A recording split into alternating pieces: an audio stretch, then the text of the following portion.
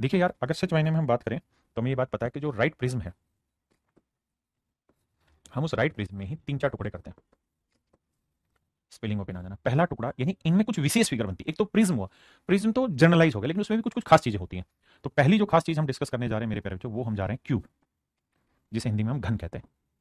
इसके बाद जो हम डिस्कस करने जाएंगे वो क्यूबॉइड होगा, जिसे हम हिंदी में घनाभ कहते हैं।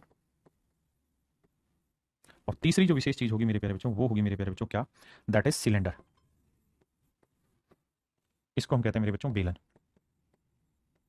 क्या कहते हैं मेरे प्यारे बच्चों, बेलन कहते हैं। तो तीसरी चीज मेरे बाबू हम जो डिस्कस करेंगे वो होगा बेलन। तो हम तीन विशेष फिगर बनती हैं प्रिज्म में, राइट प्रिज्म में, तो उन तीनों चीजों पर बात करेंगे। अब आइए मेरे बच्चे, सबसे पहले हमने क्यूब को छेड़ा और हम क्यूब के बारे में डिटेल जानकारी इकट्ठा करेंगे। आइए देखिए, ये प्रिज्म का ही एक रूप है, लेकिन इसमें खास बात बस इतनी है कि जो बेस है वो वर्गाकार आधार का होगा, और वर्गाकार आधार की भुजा की लंबाई ए होगी, तो इसकी जो हाइट होगी ना वो भी ए होगी। यानी क्यूब प्रिज्म की ही विशेष आकृति है, जिसमें जितनी आधार की लंबाई होगी उतनी ही इसकी ऊंचाई भी होगी, उतनी ही मेरे प्यारे बच्चों इसकी ऊंचाई भी होगी। तो अगर मुझे क्यूब का वॉल्यूम निकालना है तो प्रिज्म के वॉल्यूम का क्या फंडा है sir, base area into height. तो बेस क्या वर्ग, वर्ग का एरिया हुआ ए स्क्वायर इंटू हाइट। भाई ये वर्ग ही तो हुआ मेरे बच्चे, और अगर ये वर्ग हुआ तो इसका क्षेत्रफल क्या हुआ ए स्क्वायर, और हाइट भी क्या बाबू यहाँ ए, तो ए स्क्वायर इंटू ए क्या हुआ ए क्यूब। तो वॉल्यूम हो गया मेरे प्यारे बच्चों, कहाँ है ये भुजा का क्यूब, यानी साइड का क्यूब। अगर पूछे लेटरल सरफेस एरिया, तो लेटरल सरफेस एरिया होता है जी बेस पेरीमीटर इंटू हाइट। आधार में वर्ग है तो वर्ग का परिमाप होगा कितना, 4 है, इंटू हाइट क्या हो गई ए, तो ये होगा 4 इंटू साइड स्क्वायर, 4 ए स्क्वायर। टोटल सरफेस में मेरे बच्चे बेस का एरिया और टॉप का एरिया शामिल करेंगे, तो 4 ए स्क्वायर प्लस में twice of base area, base का स्क्वायर तो स्क्वायर का एरिया ए स्क्वायर, तो इसे जोड़ेंगे तो आएगा 6 ए स्क्वायर। ये टोटल सरफेस एरिया। अब बात करते हैं डायगोनल की। मेरे प्यारे बच्चों, डायगोनल क्या होता है, डायगोनल होता है एक कमरे कमरे में एक कोने से दूसरे कोने के बीच की दूरी। जैसे ये वाला कोना इधर का लिया, इधर ये वाला कोना लिया, तो ये इसकी सबसे बड़ी डायगोनल होगी। यानी इस कोने से जहां पे भी कमरे में एक कोने से दूसरे सामने वाले कोने पे मिलाएंगे, तो ये उसके सबसे बड़ा डायगोनल होगा। तो मेरे प्यारे बच्चे, डायगोनल की लेंथ निकलेगी कैसे, उस बात को समझना। सबसे पहले हमें निकालना होगा क्या, सबसे पहले आपको निकालना होगा मेरे बच्चे ये वाले डायगोनल की लेंथ। ध्यान से देखोगे तो ये वर्ग का विकर्ण है, तो ये वाली भुजा ए है, ये वाली भुजा ए, ये वर्ग है नीचे बेस, तो इसका विकर्ण होगा √2a। ये वाली लेंथ ए है। अब जरा ध्यान देना मेरी बात पे, ये वाली लेंथ मेरे प्यारे बच्चों ए है, ये वाली लेंथ √2a है। और मेरे बच्चे, अगर मैं आपको कहूं कि यार यहां से यहां तक की लेंथ बताओ, तो ये होगा आपका सबसे बड़ा डायगोनल। और मेरे बच्चे इस डायगोनल की लेंथ क्या होगी, तो √2a, ए राइट एंगल ट्रायंगल लेंगे तो ये आएगा √3a। तो किसी क्यूब में जो विकर्ण होता है उसकी लेंथ होती है √3 इंटू साइड, √3 गुना भुजा। ये रहता है मेरे बच्चे डायगोनल की लेंथ निकालने का तरीका। क्या मेरी बात से सहमत है मेरे नन्हे मुन्ने प्यारे बच्चों, क्या मुझे समझ पाए मेरी बातों को? अगर हाँ, तब सवालों पर आते हैं। पहला सवाल आपकी नजर पे इसके तुरंत आइए। कहता है किसी घन के एक पृष्ठ का परिमाप 40 सेंटीमीटर है। क्यूब किस पे बनता है मेरे बच्चे, तो आप कहेंगे सर क्यूब जो बनता है वो बनता है स्क्वायर बेस पे। बिल्कुल ठीक है। अगर स्क्वायर बेस पे बन रहा है मेरे बच्चे, तो मुझे एक बात बताना, क्यूब में खास चीज क्या होती है, बड़े आराम से मेरी बात को सुनना समझना। क्यूब में खास बात ये रहती है,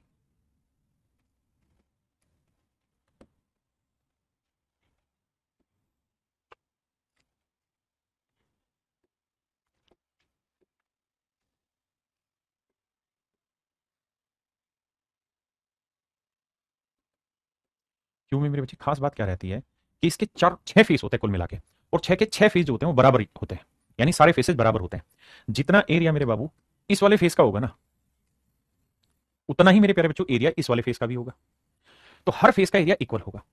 अब सवाल में ये कह रहा है कि भाई इसके एक फेस का जो परिमाप हो 40 है, मतलब ये भुजा भी ए होगी, ये वाली भुजा भी ए होगी, ये वाली भुजा भी ए होगी, ये वाली भुजा भी ए। तो ये जो फेस है, इस फेस का पेरीमीटर कितना हुआ, 4 है, 4 है, और 4 ए बराबर है मेरे बच्चे 40। तो ए की वैल्यू कितनी है मेरे प्यारे बच्चों, 10। कहता है जी इस क्यूब का वॉल्यूम बताइए, तो क्यूब का वॉल्यूम क्या होगा मेरे प्यारे बच्चों, तो आप कहेंगे साइड का क्यूब ए क्यूब। तो अगर ए की वैल्यू 10 है तो 10 का क्यूब करेंगे मेरे बच्चे, आंसर क्या आएगा 1000। तो आंसर आएगा 1000। भाई देखिए यार, सवाल में कह रहा है the volume of a cube is this, then the what is the length of the side of the cube. कहता है एक घन है, उसका आयतन 4096। तो अगर घन की भुजा ए है तो इसका ए क्यूब जो होगा ये वॉल्यूम होगा, ये है 4096। तो मेरे नन्हे मुन्ने बच्चों ए की वैल्यू क्या होगी, तो सर इसका क्यूब करेंगे, क्यूब रूट निकालेंगे तो ये आएगा 16 का क्यूब। बताओ भाई क्या आएगा मेरे बच्चे, 16 का क्यूब। तो कहता है भुजा की लंबाई क्या है, तो भुजा की लंबाई आ गई मेरे बच्चे 16। वैसे भी हमेशा ध्यान रखना डाटा, 16 का क्यूब और 64 का वर्ग बराबर होता है, और ये वैल्यू मेरे बच्चे 4096 होती है। 9 का क्यूब 27 का वर्ग बराबर होता है 729। क्लियर है भैया? भाई सवाल में मेरे भाई कह रहा है कि घनाकार डब्बे की भुजा की लंबाई 12 सेंटीमीटर, यानी ए की वैल्यू 12। तो हमसे कह रहा है इसका संपूर्ण पृष्ठीय क्षेत्रफल क्या करिए, तो क्यूब का टोटल सर्फेस एरिया क्या रहता है, वो रहता है मेरे बच्चे 6 ए स्क्वायर। 6 ए स्क्वायर, ए की वैल्यू क्या है 12, 12 का वर्ग। तो 6 चौक 24, 6 चौक 24 और 2 26, 6 कम 6 2 8 हैं, 6 चौक 24 सॉरी 864। ये ऑप्शन इज राइट आंसर। भाई जल्दी जल्दी से कोशिश करके आंसर दिया करो।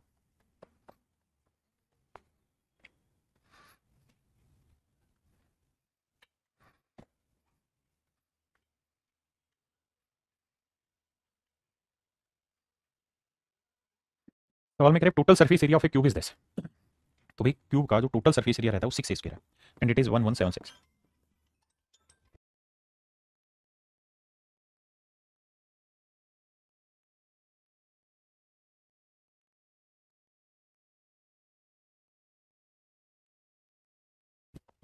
से काटेंगे मेरे भाई तो 6 दूनी 12, 6 कम 6 5 बचा 6 नीम 54, 6 छिंग 36। तो मेरे प्यारे बच्चों ए स्क्वायर की जो वैल्यू आई वो आई 196। तो ये किसका वर्ग है साहब? तो ये 14 का स्क्वायर है जी।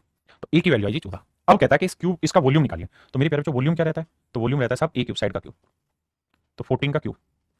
अब 14 का क्यूब क्या होगा जी? अब आपको अगर याद नहीं भी है तो आप ये देखा करो कि 4 का इसका क्यूब करेंगे तो 4 देखो 4 गुना 4 गुना 4 यूनिट डिजिट पकड़ने की कोशिश करो। तो 4 चौक 16 क्या है 6, 6 चौक 24 4 है यानी यूनिट डिजिट आएगा 4। तो यूनिट डिजिट 4 केवल यही है तो आंसर है 2744। वैसे आप ध्यान रखना कि भाई 14 का क्यूब होता है कितना? 2744। ये छोटी छोटी बातें ध्यान रखनी है, ठीक है जी। Surface area of a cube is this. कहता है कि क्यूब का सरफेस एरिया देखिए मेरे प्यारे बच्चों, अगर वो सवाल में कहता है ना the surface area of A prism तो हम लेते हैं लेटरल सरफेस एरिया। लेकिन अगर वो ये कह रहा है ना कि surface area of a cube तो इस कहानी में हमें उसका टोटल सरफेस एरिया काउंट करना होता है। फिर से समझता हूं, कहता है ना surface area of A prism तो हम लेते हैं लेटरल सरफेस, लेकिन surface area of a cube बोलते तो स्पेसिफिक लैंग्वेज में टोटल सरफेस एरिया काउंट कराता है। तो total surface area of a cube क्या होता है साहब? 6 इसके, और ये बराबर दे रखा है इसके।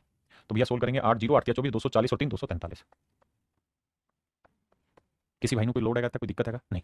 और बटे में आया मेरे प्यारे बच्चों 8, 3 दूनी 6, 3 8 24 3 एकम 3। तो ए स्क्वायर की वैल्यू आई 81, 2 8 16। तो ए की वैल्यू आई मेरे बच्चे 9/4। अब मुझसे सवाल में कह रहा है कि इसका वॉल्यूम बताइए। तो मेरे प्यारे बच्चों वॉल्यूम जो होता है वो क्या रहता है? तो आप कहेंगे सर वॉल्यूम होता है साइड का क्यूब।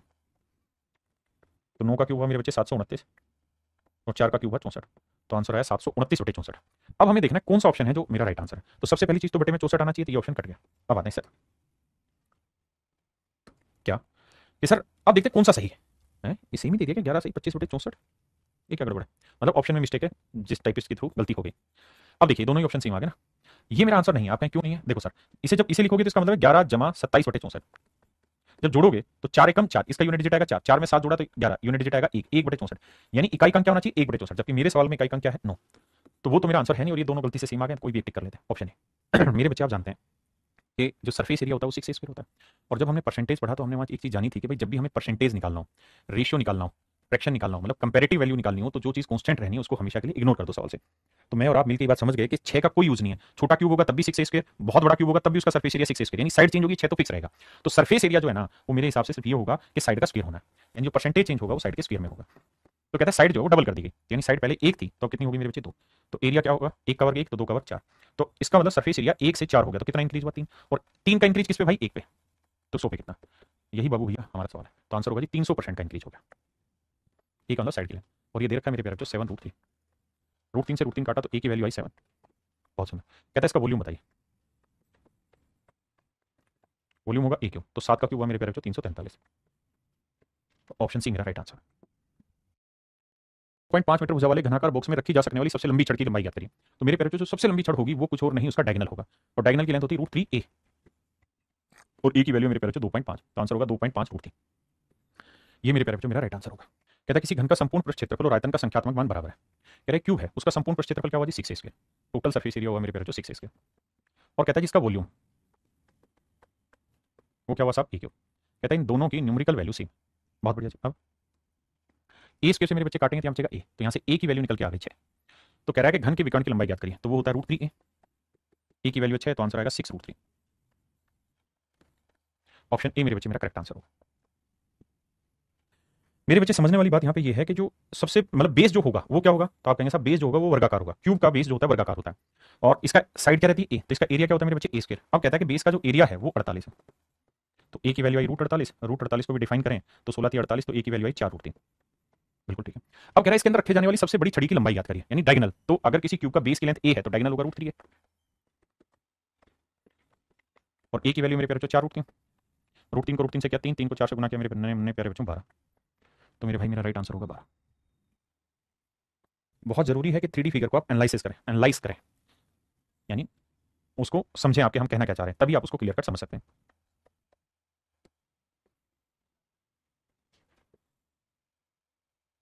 देखिए बाबू, ये क्यूब है,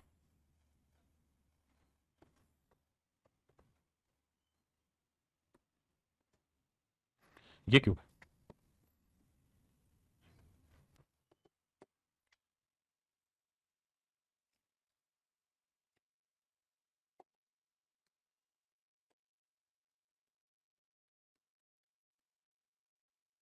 ये मेरे बच्चे क्यूब है।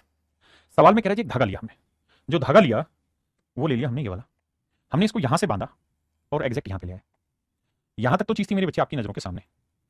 अब नजरों से ओझल होगी तो पीछे चली जाइए, फिर यहां आया, फिर ये आंखों के सामने पीछे से यहां आया। ये सारा पीछे वाली कहानी यानी उस चीज के पीछे से घूम रहा है और फिर ये घूम के आ गया यहां। तो मेरे नन्हे मुन्ने प्यारे बच्चों, सवाल में कह रहा है धागा यहां बना था सी ऑप्शन पे, और अब ये यहां डी पे टॉप पे आके बन गया। ये सी और डी एक ही लाइन की कहानी थी। कहते हैं क्यूब की जो साइड है उसकी लेंथ है मेरे बच्चे एन। क्यूब की जो साइड की लेंथ है वो क्या है एन। क्यूब की साइड की लेंथ है मेरे प्यारे बच्चों एन। अब कहता है कि अगर क्यूब की साइड की लेंथ एन है तो इस रस्सी की लंबाई याद करिए क्या होगी। तो विजुअलाइज करिए कि अगर इस क्यूब को दो बांट दें तो क्या होगा।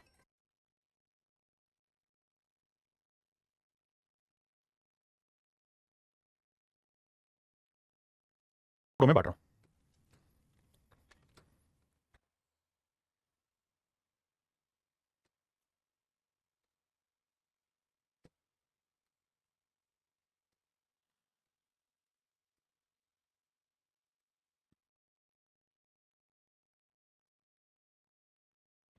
मेरे नन्हे मुन्ने बच्चों मेरी बात समझना, मैंने इसको यहां से ब्रेक करके चार टुकड़ों में बांट दिया। अगर ध्यान दोगे तो मैं इसे चार टुकड़ों में बांटूंगा ताकि आप उस चीज को फील कर पाए।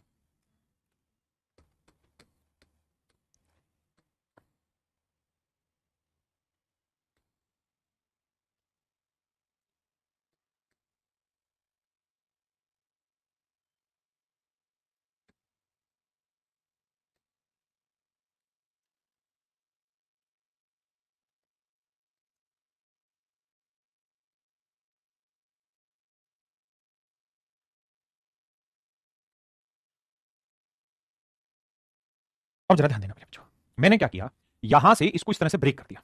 ये बिंदु है सी और ये वाला पॉइंट है मेरे प्यारे बच्चों डी। जब ये फोल्ड होगा ऐसे करके तो ये यहीं आके मिल जाने हैं।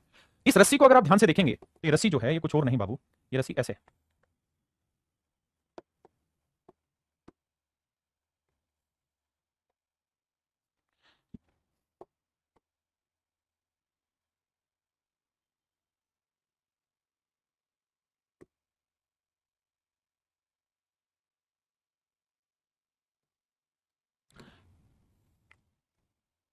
अगर इस रस्सी को थोड़ा महसूस करोगे ना तो ये जो रस्सी है मेरे प्यारे बच्चों ये एक्जैक्टली इस तरह से होगी।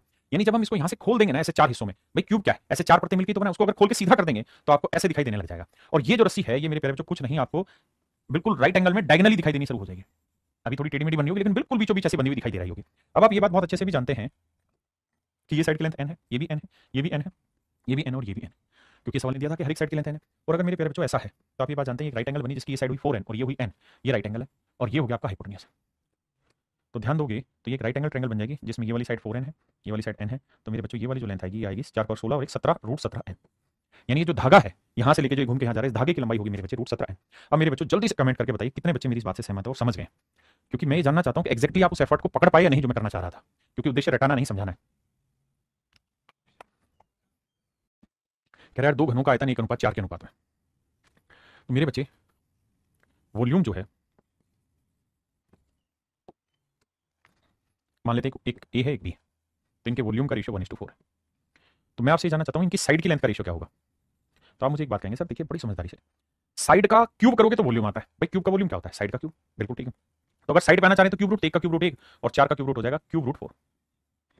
और अगर मेरे बच्चे मैं आपसे जानना चाह रहा हूं सरफेस एरिया, तो सरफेस एरिया का रेशियो होता है ए स्क्वायर, वॉल्यूम होता है साइड का क्यूब, साइड अगर ए है तो सरफेस एरिया होता है साइड का स्क्वायर, रेशियो निकालें तो एक का वर्ग 1 और मेरे बच्चे इसका वर्ग करोगे तो देखो यार इसका मतलब है 4 की पावर 1/3, बिल्कुल ठीक है। इसका वर्ग करोगे तो आ जाएगा 2। आपने कहा सर ये बात तो बिल्कुल ठीक है, इसका वर्ग करेंगे आ जाएगा 2, हमें इसमें कोई दिक्कत नहीं है। पहले इतनी बात समझो फिर आगे समझाता हूँ। तो ये आ जाएगा 1:4 की पावर 2/3, हाँ है ना, 4 की पावर 2/3। इसको और अच्छे से आगे डिफाइन करना चाहो तो आप ऐसे भी कर सकते हो 4 की पावर 2 की पावर 1/3। इसे लिखना चाहें तो 4 की पावर 2 क्या हुआ 16, 16 को लिख लेते हैं 2 गुना 8 की पावर 1/3। आपने कहा जी ठीक है, तो 2 का क्यूब निकालेंगे 1/3 निकालेंगे तो क्यूब रूट 2 ही लिखा जाएगा। लेकिन अगर 8 का क्यूब रूट निकालेंगे मेरे बच्चे 2, तो ये आएगा मेरे बच्चे 2 का cube root 2 into cube root 2, तो आंसर आएगा 1:2 क्यूब रूट 2। तो ऑप्शन सी मेरे बच्चे राइट आंसर। मुझे थोड़ा सा वक्त देना इसकी फिगर बनाने में। देखो मेरे भाई, इस बात को सारे बच्चे तैयार रहो समझने के लिए कि अगर हम कोई चीज़ बहुत बढ़िया से समझना चाह रहे हैं ना, तो उसका एक ही तरीका है कि उसके उसकी फिगर को एनालिसिस करते हैं। मतलब अगर हम फिगर को एनालिसिस कर लेंगे तो बात बन जाएगी, और अगर हम वहां लैग खाएंगे तो दिक्कत रहेगी।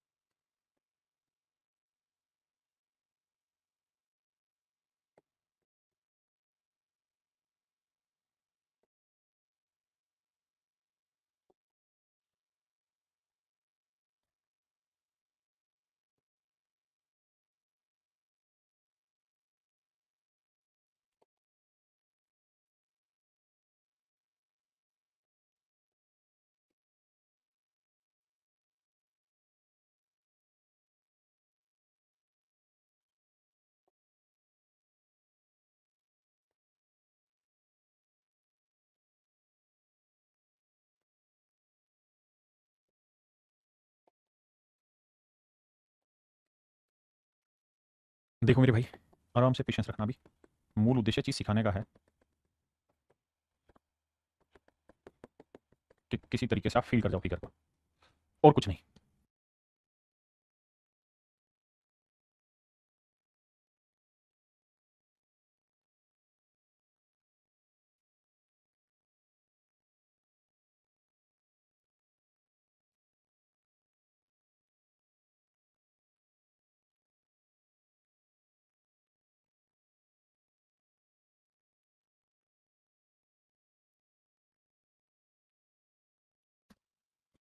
देखिए मेरे नन्हे मुन्ने बच्चों, सवाल बहुत प्यारा है, ध्यान से समझिए। सवाल में कह रहा है बाहरी भुजा 5 सेंटीमीटर और मोटाई 0.5 सेंटीमीटर के एक तरफ खुले घनाकार बॉक्स का कुल पृष्ठीय क्षेत्रफल ज्ञात करें। कहता है एक घनाकार बॉक्स है, क्यूबिकल बॉक्स है मेरे बच्चे। तो किसी भी क्यूबिकल ना किसी क्यूबिकल बॉक्स में मेरे प्यारे बच्चों कितने वो होते हैं, फेसेज होते हैं? तो आप कहेंगे 6 फेसेज होते हैं। कितने फेसेज होते हैं मेरे बच्चे? 6 फेसेज होते हैं। सवाल में कह रहा है उसमें से कोई एक फेस खुला हुआ है। जैसे 6 फेसेज है, कौन से? 1 2 3 4 5 और 6। तो मान लीजिए इसमें टॉप का फेस हटा हुआ है, तो एक खोखला हो गया अंदर से, तो है ना। तो कुल मिला के 5 फेसेज दिखाई दे रहे हैं। 6 फेसेज होते हैं, ओपन है तो 5 फेसेज दिखाई दे रहा है। मैंने इसकी फिगर पहले से बना के आपको समझाने की कोशिश करा। तो कह रहा है कि जी अब इसका आपको क्या बताना है? तो सर हमें इसका बताना है टोटल सरफेस एरिया, इस पूरी फिगर का। अब टोटल सरफेस एरिया निकालोगे मेरे प्यारे बच्चों, तो मोटी मोटी बात समझने की कोशिश करना कि आपको कितने फेसेस दिखाई दे रहे होंगे। मैं बाहर की बात करूं तो एक फेस तो ये वाला दिखाई दे रहा होगा, बाहर वाले की, बड़े वाले की। आप कहेंगे हाँ, एक ही इधर जा रहा होगा, 2 फेस। सर एक फेस आपको ये वाला दिखाई दे रहा होगा, बिल्कुल दिखाई दे रहा है सर। और एक इसके जस्ट पीछे वाला होगा, बैक साइड का। 4 फेस हो गए। और सर नीचे से तो पूरे का पूरा ठोस बना हुआ है ना, नीचे से तो पूरे का पूरा ठोस बना हुआ है ना, पूरा पैक है, नीचे से तो पूरा पैक है। मेरी बात समझ रहे हो? आपने कहा जी हाँ, तो नीचे से पूरा पैक है। तो भैया 5 फेसेस तो हो गए इसके, और हर फेस की लेंथ उसने दे रखी है कि भाई बाहर वाले की जो कह रहा है कि बाहरी भुजा 5 सेंटीमीटर और मोटाई 0.5 सेंटीमीटर एक तरफ लेकर बॉक्स का कुल पृष्ठीय क्षेत्रफल ज्ञात करो। तो इसका मतलब जो अंदर वाला है, इसकी रेडियस अगर मैं 5 सेंटीमीटर, इसकी साइड की लेंथ 5 सेंटीमीटर मान लूं यहां से यहां तक की, तो मेरे बाबू बाहर वाले की जो चौड़ाई है वो कितनी? 0.5 इधर निकलेगा, 0.5 इधर निकलेगा, तो 0.5 0.5 6। यानी ये जो विड्थ हो जाएगी कितनी हो जाएगी? 6। देखिए 3D फिगर मेरी भी मजबूरी है, आपको समझना पड़ेगा। तो यानी मैं ये कह सकता हूं कि जो बड़े वाला क्यूब बना उसकी साइड की लेंथ आएगी 6 सेंटीमीटर। और इसमें कितने फेस हुए मेरे बच्चे? 5। माफ करना भाई, बाहर वाले की 5 है जो उसने कहा था। उसने कहा बाहरी भुजा 5 सेंटीमीटर, माफ करना, यानी जो बाहर वाला है इसकी भुजा है 5 सेंटीमीटर। और कह रहा है ये 0.5 सेंटीमीटर है, और ये भी मेरे बच्चे 0.5 सेंटीमीटर, ऐसे कह रहा है। देखिए यहाँ, और मोटाई 0.5 सेंटीमीटर एक तरफ खुलेगा ना था। तो ये जो अंदर वाली विड्थ आएगी ये कितनी आएगी? इसकी ये वाली लेंथ तो ये आएगी मेरे बच्चे 0.5 0.5, यानी एक घटी थी 4 सेंटीमीटर आई। हाँ है ना बेटा? एक खाली गिलास दे देना कांच का, राजू। क्लियर है जी? एक कांच का गिलास ला दे एक बार खाली। तो ये मेरे बच्चे 5 सेंटीमीटर यहाँ से यहाँ तक का, ये यहाँ से यहाँ तक की लेंथ जो है 4 सेंटीमीटर। तो जो बाहर वाला क्यूब हुआ उसमें 5 फेसेज होंगे और हर एक फेस की साइड की लेंथ 5 होगी। तो भैया टोटल सरफेस एरिया निकालेंगे तो बाहर वाले का हो जाएगा, भाई हर फेस का एरिया होता है ए स्क्वायर, तो 5 फेस होंगे तो 5 ए स्क्वायर। अब ए की वैल्यू 5 है तो 5 का। ऐसे ही मेरे बच्चों अंदर भी 5 फेस होंगे, अगर समझोगे इसी तरीके से। तो ये ऊपर वाले तो खोखला है, अंदर भी 5 फेस होंगे, और हर एक फेस की साइड की लेंथ 4 होगी, तो 5 गुना 4 का वर्ग। बिल्कुल ठीक है। अब और कौन कौन सा एरिया बचा हुआ है? तो मेरे बाबू अब जो एरिया बचा हुआ है वो ये वाला है, जो टच नहीं हो रहा होगा, जो आपको दिखाई नहीं दे रहा होगा, ये वाला, ये वाला एरिया। ये वाला एरिया मेरे प्यारे बच्चों बचा हुआ है। जैसे गिलास है ना, तो गिलास देखोगे ध्यान से तो खोखला है अंदर से, ये देखो पेन अंदर जा रहा है ना, खोखला है। लेकिन बाहर से तो पूरा पैक है ना, पीछे से तो पूरा पैक है। अंदर से देखोगे तो अंदर की रेडियस अलग होगी, बाहर की रेडियस अलग होगी, और एक फेस खुला हुआ है। लेकिन जब बाहर वाले का सरफेस एरिया ले लिया गोल का, फिर नीचे का ले लिया, अंदर वाले का ले लिया, नीचे का ले लिया। लेकिन ये वाला जो इसकी किनारा है, ये भी तो मोटा किनारा है ना, टच हो रहा है, टच हो रहा है, मतलब ये भी कुछ सरफेस होगा जिसको हम टच कर रहे हैं। तो मेरे प्यारे बच्चों इसका एरिया हमें निकालना पड़ेगा। इसका एरिया कैसे निकलेगा? तो मेरे भाई ध्यान से देखोगे ना, तो ये ऐसे है,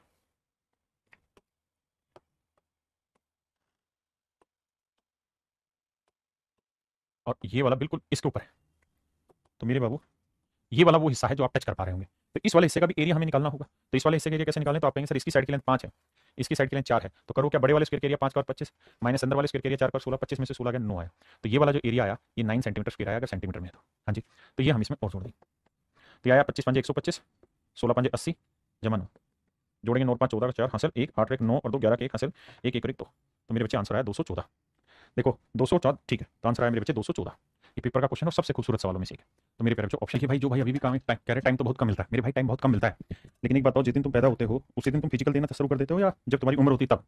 तो जवाब होगा जब तुम्हारी उम्र होती तब। तो इसका मतलब अभी तुम सीख रहे हो, जब सीख जाओगे तो तुम्हारे लिए ये चीजें आसान हो। अब इसको समझना मेरे बच्चे, मेरे पास ये बेलना करा करती है, इसके थ्रू मैं आपको समझाने की कोशिश करता हूँ, थोड़ा सा ध्यान से समझने की कोशिश करिएगा।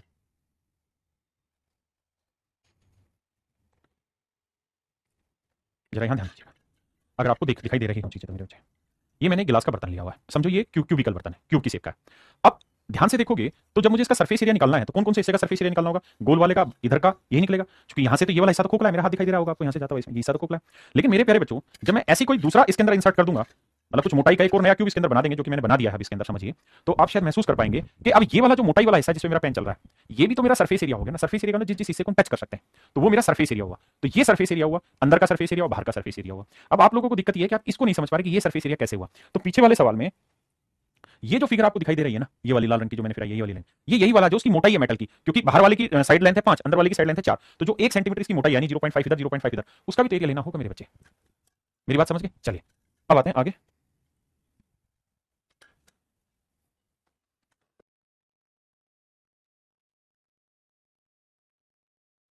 किनारे वाले लोहे के एक घन का वजन 12 ग्राम है, यानी एक क्यूब है जिसकी साइड की लेंथ है 3, तो इसका वेट जो है वो 12 ग्राम है। तो भैया हमें उस मेटल का वजन देखना होगा कितना होगा जिसका वो क्यूब बना हुआ है। तो अगर क्यूब की साइड 3 है तो उसका वजन यानी उसका वॉल्यूम कितना होगा, तो आप कहेंगे वॉल्यूम होता है साइड का क्यूब, यानी ए का क्यूब मतलब 27, 3 का क्यूब 27, तो उसका वॉल्यूम आया मेरे बच्चे 27 क्यूबिक यूनिट है। जबकि 27 क्यूबिक यूनिट का जो एक्चुअल में वजन है वो 12 ग्राम, तो एक क्यूबिक यूनिट का वजन कितना आएगा, 12/27, 3 चौक 12 3 27, तो 4/9 ग्राम, तो एक क्यूबिक यूनिट का वेट होगा 4/9 ग्राम। अब कह रहे हैं लोहे के समान घन का वजन कितना होगा जिसका किनारा 12 सेंटीमीटर है। कहता है एक और क्यूब है जिसकी साइड की लेंथ 12 सेंटीमीटर है, तो इसका वॉल्यूम कितना होगा भैया, तो आप कहेंगे सर वॉल्यूम होगा साइड का क्यूब 12 का क्यूब 1728, यानी 12 गुना 12 गुना 12, इतने क्यूबिक यूनिट, और एक क्यूबिक यूनिट की वैल्यू है 4/9 ग्राम, तो इतने क्यूबिक यूनिट का वेट कितना होगा, गुना करेंगे। अब देखिए 3 तिया 9 3 चौक 12, जो बचा 3 3 चौक 12, अब 4 चौक 16 16 चौक 64, तो आंसर है 12 गुना 64, तो 12 चौक 48, 12 चौक 72 और 4 76, तो आंसर है 768। ये मेरा आंसर है। सवाल कह रहा है 3 घन जिनकी भुजाएं इतनी इतनी और इतने मीटर है, इनको पिघलाकर एक बड़ा घन बनाया जाता है, तो इस प्रकार बने घन का भुजा क्या होगी। मेरे बच्चों जब भी मेल्ट किया जाएगा यानी पिघलाया जाएगा तो आप हमेशा ध्यान रखना कि उसके वॉल्यूम की मात्रा को सेम रखा जाएगा। जैसे मान लीजिए मेरे पास एक बड़ा मेटल है, उसे पिघला के मैंने छोटे छोटे मेटल बना दिए, तो इसका मतलब बड़े मेटल का जो वॉल्यूम होगा उतना ही सारे छोटे मेटल का वॉल्यूम होगा, यानी ऐसे केसेस में वॉल्यूम सेम रहता है। तो कहता है जी 3 क्यूब है, एक की लेंथ है 1.8 मीटर, दूसरे की लेंथ है 2.4 मीटर, तीसरे की लेंथ है 3 मीटर या 3.0 मीटर, इन तीनों को पिघलाया गया और पिघला के एक नया क्यूब बनाया गया। तो मान लेते हैं भाई इसे पिघलाएंगे तो इसका वॉल्यूम क्या होगा, तो सर 1.8 का क्यूब, इसे पिघलाएंगे मेरे प्यारे बच्चों तो 2.4 का क्यूब, इसे पिघलाएंगे मेरे बच्चे 3.0 का, तो इसका क्यूब। तो मेरे भाई सवाल में करें तीनों को पिघलाएगा और पिघला के एक बड़ा क्यूब बनाएगा, बड़े क्यूब की साइड की लेंथ में मान लेता हूँ ए, तो यानी ए क्यूब के बराबर है। तो सवाल में कह रहा है भाई ए की वैल्यू निकाल के बताइए क्या होगी। देखिए मेरे बच्चे डिटेल में करेंगे तो 18 का क्यूब निकालेंगे। अब 18 का क्यूब निकालना आपको आता है कि नहीं आता, अगर हमको नहीं आता 18 का क्यूब कैसे निकालें भाई,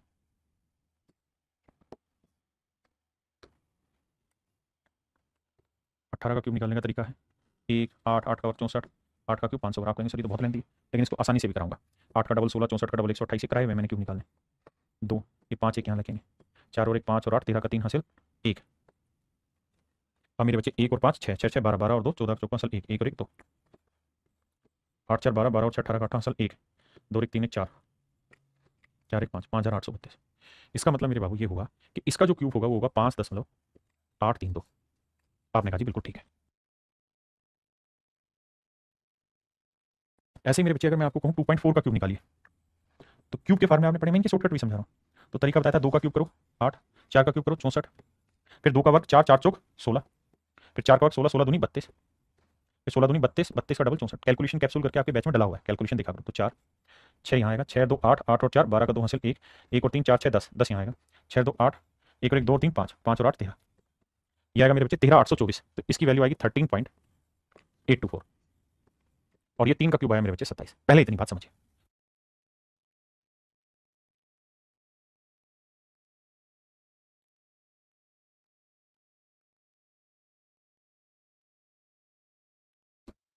वाले वाला डिलीट हो जाएगा डिलीट।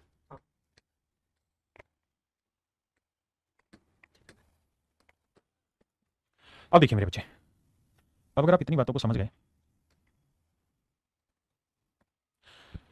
तो भैया आप कहेंगे कि सर सबको जोड़ेंगे, तो आओ भाई जोड़ते हैं। तो 5.832, 0.824 और 27, 4 2 6, 3 2 5, 8 8 16, 5 3 8 7 15 और 1 16, 2 1 3 और 1 4, तो आंसर आएगा मेरे भाई 46.656। अब आप ये बात तो जानते हैं क्या कि सर ये 4 का तो आंसर नहीं होता, क्योंकि 4 भी होता तो 4 का क्यूब 64 होता। हमारा तो आंसर ही 46 के आसपास है। 5 का क्यूब 125 होता, 4 का क्यूब 64 होता। तो बचा क्या मेरे प्यारे बच्चों? Option B. बचा क्या मेरे बच्चे? Option B. अब यहाँ कुछ मैं ट्रिपलेट सिखा रहा हूँ जिसको आपने ध्यान रखना। क्या मेरे बच्चों? 3 का क्यूब जमा 4 का क्यूब जमा 5 का क्यूब हमेशा ही बराबर होता है 6 के क्यूब के। 3 का क्यूब जमा 4 का क्यूब जमा 5 का क्यूब बराबर होता है 6। ऐसे ही 1 का क्यूब जमा 6 का क्यूब जमा 8 का क्यूब बराबर होता है 9 का क्यूब के। कुछ छोटी छोटी बातें जो ध्यान देंगे। ऐसे ही मेरे बच्चे 18 का क्यूब 19 का क्यूब और 21 का क्यूब बराबर होता है 28 के क्यूब के। ऐसे ही 6 का क्यूब 32 का क्यूब 33 का क्यूब बराबर होता है 41 के क्यूब के। आप कहेंगे इनका रिलेशन क्या है? मेरे बच्चे इनका रिलेशन बहुत जरूरी है, पेपर में बहुत काम आने हैं। डायरेक्ट सॉल्व करेंगे। यानी 3 नंबर का क्यूब चौथे नंबर के क्यूब के बराबर होगा तो नंबर में क्या क्या रिलेशन हो सकते हैं उस कहानी को मैंने समझाया। अब ध्यान आपने देना कि 3 4 5 6 बराबर होते हैं, तो मुझे यहां पे ये समझना था कि भैया यहां रेडियस है कितनी? 1.8, यहां रेडियस है 1.8, यहां 2.4, यहां 3.0। अगर मैं इसका रेशियो लूं तो 6 3 18, 0.3 आया। मैं 0.6 से ही भाग देता हूं तो 3 आया। 6 चौक 24 4 आया और 6 5 30 आया 5। तो मेरे बच्चे आपने देखा कि यहाँ 3 आ रहा है या 4 आ रहा है या 5 आ रहा है और मुझे इनका करना था क्यूब। तो अगर मैं क्यूब करूंगा तो मेरे आंसर में भी क्या आएगा? 6 का क्यूब आएगा मेरे बच्चे। आंसर में भी क्या आएगा मेरे प्यारे बच्चों? 6 का क्यूब आएगा। आपने कहा जी ठीक है, हमें कोई दिक्कत नहीं है, यहाँ तक की बात समझते हैं। 3 का क्यूब जमा 4 का क्यूब जमा 5 का क्यूब बराबर होगा 6 का क्यूब। किसी भाई को यहाँ तक कोई दिक्कत है? नहीं। अब जरा इतनी बात बताओ कि एक्चुअल में ये 3 नहीं था, यहाँ था 1.8, तो 3 का कितना गुना है? 0.6 गुना। ऐसे ही 4 का 0.6 गुना था, 5 का 0.6 गुना था, तो 6 का भी 0.6 गुना ही होगा और 0.6 गुना होता है 3.6। तो डायरेक्ट हमारे पास उत्तर आ जाता कि सर ऑप्शन बी मेरा राइट आंसर है। इस बात को रट लेना। 3 4 5 6 बहुत काम आना पेपर में लगातार। 3 4 5 6, 1 6 8 9 18 19 21 28 और 6 32 33 41 रिजल्ट आते हैं direct. 3 4 and 5 are melted to form a single cube. कहता है हमारे पास 3 घन हैं जिनको हमने पिघलाया। एक की साइड है 3, एक की साइड है 4, एक की साइड है 5। तो पिघला के एक नया क्यूब बनाया। तो भैया इसका वॉल्यूम निकालो ए क्यूब, इसका वॉल्यूम निकालो बी ए क्यूब, इसका वॉल्यूम निकालो। तो इनके जो वॉल्यूम का सम आएगा वो एक बड़े क्यूब के वॉल्यूम के इक्वल होगा। यहां से निकालोगे तो एक ही साइड लेंथ आएगी 6। लेकिन ये एक्चुअल साइड नहीं थी, ये रेशियो रखे थे 3 4 5। तो यहां से हमने रेशियो निकाल दिया कि जो सबसे बड़ा क्यूब होगा, सबसे बड़ा क्यूब, उसकी साइड की जो लेंथ होगी मेरे बच्चे वो 6 होगी। सबसे बड़े क्यूब की लेंथ होगी 6। अब सवाल में कह रहा है multi to form a single cube diagonal is 18√3। कहता है जो सबसे बड़ा क्यूब उसका डायगोनल की लेंथ है 18√3 सेंटीमीटर। अगर मेरे बच्चे सबसे बड़े डायगोनल की लेंथ 18√3 है तो सबसे बड़े क्यूब की डायगोनल की लेंथ क्या होगी? अगर उसकी साइड मैंने कैपिटल ए मान लीजिए तो आप कहेंगे √3 और ये बराबर है 18√3 के। √3 से √3 काटा मेरे बच्चों, ए की वैल्यू आई 18। और अगर ए की वैल्यू 18 है तो सबसे बड़े क्यूब की साइड की लेंथ 18 है, तो 6 3 18, तो 5 3 15, 4 3 12 और 3 3 9। इसका मतलब इनकी साइडों की लेंथ 9 12 15 18 होगी। अब उसने पूछा तीनों घनों की बजाय, तो 9 12 15 कहां है? 9 12 15, ऑप्शन सी, ऑप्शन सी। और ये diagonal cubes of each edges 6 7 and 8 are melted together. कहता है 6 सेंटीमीटर 7 सेंटीमीटर और 8 सेंटीमीटर भुजाओं वाले 3 ठोस घनों को पिघलाया गया और एक नया घन बनाया गया। नया घन जो बना मेरे बच्चे उसकी साइड की लेंथ में मान लेता हूं ए। तो भैया इसका वॉल्यूम क्या होगा? 6 का क्यूब 216, 7 का क्यूब 343, 8 का क्यूब 512। इन तीनों का वॉल्यूम देखेंगे तो 6 3 9 और 2 11 का 1 हासिल 1 1 और 1 2 और 4 6 और 1 7, 5 3 8 और 2 10, 1000 कितना है? अब सवाल में कह रहा है जब हमने इन्हें पिघला के बनाया तो पिघली हुई सामग्री का 71 क्यूबिक सेंटीमीटर नष्ट हो जाता है। कहता है उस प्रोसेस में 71 क्यूबिक सेंटीमीटर वॉल्यूम नष्ट हो जाता है, तो बचा कितना? 1000। तो इस 1000 क्यूबिक सेंटीमीटर से हमने नया क्यूब बनाया, तो नए क्यूब का वॉल्यूम होगा ए क्यूब और ए क्यूब बराबर अगर 1000 है तो नेचुरल ए की वैल्यू कितनी आएगी? 10। इसका मतलब मेरे बच्चे जो नया क्यूब बना उसकी साइड की लेंथ है 10। अब कह रहे हैं नए बने घन का कुल क्षेत्रफल ज्ञात करो, तो वो होता है मेरे बच्चे 6 a स्क्वायर। ए की वैल्यू 10, 10 का और 100 को 6 से गुना कर 6। ऑप्शन सी मेरे प्यारे बच्चों correct answer. Of a cubical solid block of wax are this this and this. कहता है मोम के एक घनाभाकार ठोस ब्लॉक के 3 आसन फलकों के क्षेत्रफल इतने इतने इतने। इसे पिघलाकर समान आकार वाले 8 घन बनाए जाते हैं। तो ऐसे 3 घनों का पार्श्व पृष्ठीय क्षेत्रफल कितना होगा? आइए मेरे बच्चे। कहता है ठोस ब्लॉक थे 3, एक का वॉल्यूम था 216, एक का वॉल्यूम था 96 और एक का वॉल्यूम था 144। एक का वॉल्यूम था 144। कहते हैं इन तीनों को आपस में पिघला दिया। तो वॉल्यूम कितना? 6 6 12 और 4 16 का 6 का आंसर 1, 9 1 10, 4 14 और 1 15, 5 आंसर 1, 2 1 3 और 1 456। किसी भाई को दिक्कत है? कोई लोड है? कहते नहीं। कहता जी जो इन्हें पिघलाया तीनों वॉल्यूम को तो वॉल्यूम आए 456। कहता है इस 456 वॉल्यूम से पहले इतनी बात समझो,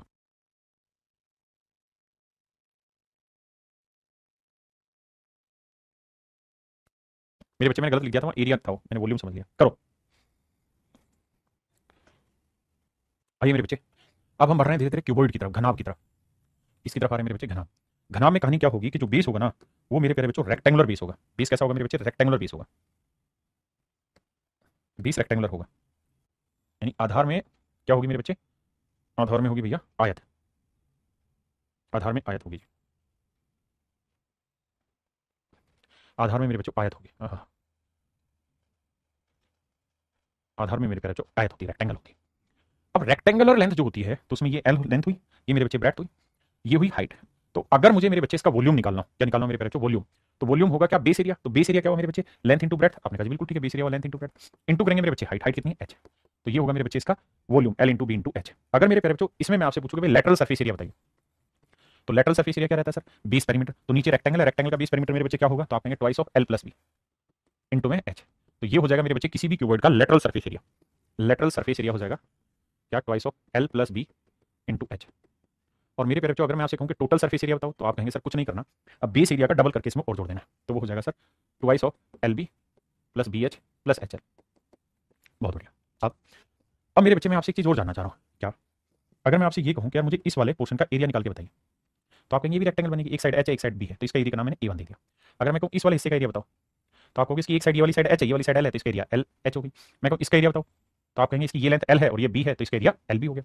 तो ए1 का एरिया हुआ एल बी, ए2 का बी एच और ए3 का हुआ एच एल। आपने कहा जी ठीक है, हम ये बात समझते हैं। अब कहानी को समझना आगे, ये ए1 का नहीं ए3 का था एल बी, और ये H L, H into B कहाँ है, ये ए2, ये ए2, थोड़ा उल्टा समझ गए। अब मैं कुछ कहानी और आपको बताना चाह रहा हूँ, क्या कि अगर पेपर में इसके तीनों फेसेस का एरिया दे दे, इधर वाले फेस का एरिया दे दे, इधर वाले फेस का, इधर वाले, यानी तीन एडजेसेंट फेसेस का एरिया दे दे, और फिर कहे कि वॉल्यूम निकालो, तो मेरे बच्चे उसका तरीका होता है स्क्वायर रूट में तीनों एडजेसेंट फेसेस के एरिया के प्रोडक्ट का स्क्वायर रूट।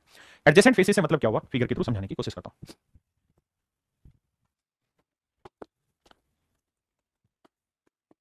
तो मेरे प्यारे बच्चों आपको ये दिखाई दे रहा होगा, ये बेसिकली क्यूबॉइड है। तो इस कोने को पकड़ ले, तो इस कोने से आपको तीन फेसेस दिखाई दे रहे होंगे, एक ऊपर वाला, एक ये वाला और एक ये वाला। तो किसी भी कोने के तीन एडजेसेंट फेसेस होंगे, ये वाला, ये वाला, ये वाला। तो इन तीनों एडजेसेंट फेसेस के एरिया को अगर हम ए1 ए2 ए3 मान लें, तो वॉल्यूम अगर निकालना हो तो उसका सूत्र होगा तीनों का मल्टीप्लिकेशन का स्क्वायर रूट। अगली चीज, अगर किसी क्यूबॉइड में आपसे कहे कि सबसे बड़े डायगोनल की लेंथ निकाल के बताइए, सबसे बड़े डायगोनल की लेंथ निकाल के बताइए, ये होगा मेरे बच्चे सबसे बड़ा डायगोनल। तो अगर आपसे सबसे बड़ा डायगोनल पूछा जाए, तो सबसे बड़ा जो डायगोनल होगा मेरे प्यारे बच्चों वो होगा क्या, रूट के अंदर L square plus B square plus H square. ये होगा मेरे बच्चे सबसे बड़ा डायगोनल। निकालेंगे कैसे सर, नीचे सबसे पहले रेक्टेंगल का डायगोनल निकाल देंगे, L square plus B square root के अंदर ये एच है, फिर पाइथागोरस थ्योरम लगा के इसकी वैल्यू फाइंड आउट करते हैं। ये होगा जिसके अंदर बनने वाला सबसे बड़ा डायगोनल। अब आते हैं जी इस पे बेस्ड कुछ क्वेश्चन थे, बताइए आवाज चलेगी दोबारा। देखिए मेरे बच्चे सवाल में कह रहा है कि the areas of three adjacent faces of a cuboidical solid box block of wax this. तो समझो मैं इस तरह से बांट दे रहा हूं, ये तीन एडजेसेंट फेसेस है, एक ये वाला फेसेस, एक ये वाला फेसेस मेरे बच्चे, और एक ये वाला फेस। इन तीनों फेसेस का एरिया उसने दे रखा है 216, 144 और 96। कहता है जी इनको पिघलाया गया है, और पिघला के हमने फिर अलग से तैयार की चीजें। लेकिन मैं आपसे जानना चाहता हूं अगर हम इसे पिघलाएं तो पिघला के इसका वॉल्यूम कितना बनेगा। तो आप कहेंगे अगर इन ब्लॉक्स का एरिया आपको दे रखा है तो इसका वॉल्यूम कैसे निकालें, तो सर वॉल्यूम का भी पीछे आप तरीका बताएं, 96 गुना 144 गुना 216, इनका वर्गमूल निकाल दीजिए, आंसर आ जाएगा। कैसे निकाले सर, देखिए 96 को लिखेंगे 16 गुना 6, 144 को 6 गुना 24, 24 6 144 होता है, और 216 को लिखते हैं कितना भैया, 6 से लिखते हैं 6 गुना 36। आपने कहा जी बिल्कुल ठीक है, 6 गुना 36, और 24 को भी लिख देते हैं मेरे बच्चे 6 गुना 4। अब देखते हैं जोड़े कितने होते हैं मेरे बच्चे, 16 का वर्गमूल 4, 6 का एक जोड़ा बाहर आया, 6 का फिर एक जोड़ा बाहर आया, 4 का जोड़ा 2 आया, और 36 का जोड़ा 6 वर्गमूल निकाला। तो देखो यार 6 6 6 आया 216, और 4 दूनी 8 आया मेरे बच्चे, तो ये आया इसका वॉल्यूम। यानी जो ये फिगर बनी, इस फिगर का वॉल्यूम आया इतना। आपने कहा जी ओके रिपोर्ट है। अब क्या कह रहा है, अब वो ये कह रहा है कि जो ये हमने पिघलाया और पिघला के जो हमने तैयार किया था इसका वॉल्यूम आया 216 गुना 8। बिल्कुल ठीक है। अब कहता है इसे पिघला के समान आकार वाले हमने 8 घन बनाए, क्या बनाए 8 घन बनाए। तो 8 बराबर भागों में इस वॉल्यूम को बांट दो, तो 8 बराबर भागों में बांटोगे तो हर एक भाग का वॉल्यूम कितना आएगा 216। तो मेरे प्यारे बच्चों हर क्यूब का वॉल्यूम आ गया 216। अगर हर क्यूब का वॉल्यूम 216, कहता है इसे पिघलाया, पिघला के जो वॉल्यूम बना उसे 8 बराबर क्यूब में बांट दिया, तो हर क्यूब का वॉल्यूम आ गया 216। तो अगर क्यूब की साइड की लेंथ ए है तो ए क्यूब बराबर 216 है, बिल्कुल। तो ए की वैल्यू मेरे प्यारे बच्चों कितनी आ गई 6, बिल्कुल सही। अब अगली बार आगे कह रहा है ऐसे तीन घनों का पार्श्व पृष्ठीय क्षेत्रफल कितना होगा। तो कहता है what is the lateral surface area of three such cubes. तो मेरे बच्चे लेटरल सरफेस एरिया होता है 4 स्क्वायर, और ऐसे कितने बोल रहा है क्यूब 3। तो ए की वैल्यू 6, 6 का वर्ग 36, तो 4 गुना 36 गुना 3। तो मेरे बच्चे 36 3 108 432 मेरा आंसर। तो ऑप्शन सी